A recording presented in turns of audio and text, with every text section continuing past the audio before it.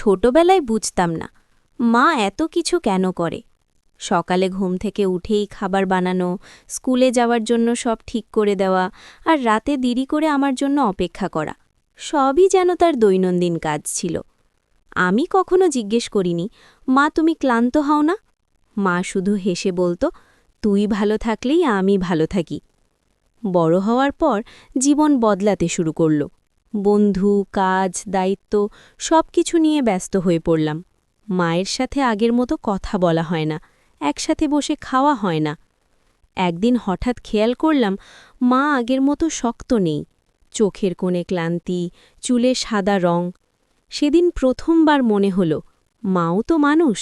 যে মা আমার জন্য সারা জীবন লড়েছে, আমি কি কখনো তার জন্য কিছু করেছি? রাতে মায়ের পাশে বসে বললাম, মা তুমি আমার জন্য এত কিছু করলে কেন? মা আবার সেই আগের মতো হেসে বলল, কারণ তুই আমার সব কিছু। সেদিন বুঝলাম মায়ের ভালোবাসা কোনো শব্দে বোঝানো যায় না, এটা অনুভব করতে হয়।